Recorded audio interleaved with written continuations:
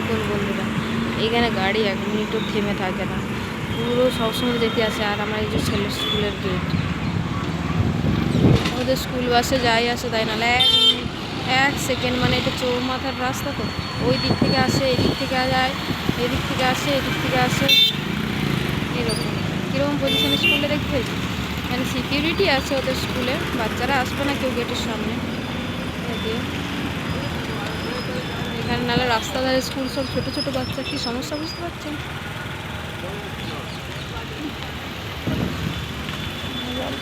আমাদেরই পেরোতে ভয় লাগে এখানে।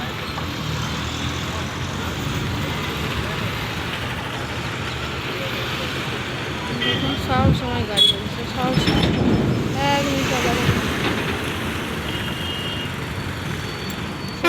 ট্রাকগুলো দেখলে আমার ভয় লাগে,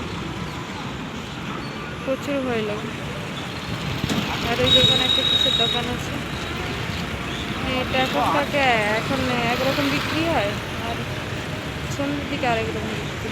যেমন ওই যে কী মাখা টাকা সব কিছু, ভুট্টা ভুট্টা, মিষ্টি কর্ন আর সুইট কর্ন আর একটা ঝাল, 2 রকমের হয়। আর বিকেলবেলা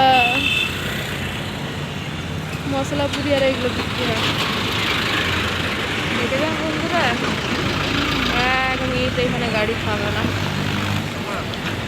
কীরকম অবস্থা, চারদিক থেকে শুধু যায় আর আসে।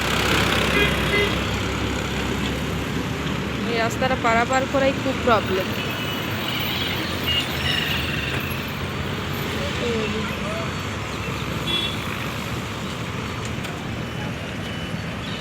অটো রিজার্ভ করে এসে নাই চলে এলাম, রান্না হয়নি এখনো, শুধু ভাতটা হয়ে আছে। সূর্যের জন্য সকালে ভাত করছিলাম, একবার ভাতটা আমি করে নিই সকালে, আর তরকারি ওর যা খেয়ে গেছে, আমি মুড়ি দিয়ে খেয়ে নিয়েছি, ওকে দিয়ে খাইয়ে পাঠিয়েছি। আর রুটি হয়েছিল, রুটি নিয়ে এসছে। এবার দুপুরে রান্না করব, যে ভাত ফ্রাই হয়ে গেছে, কিছু একটা করে নেবো।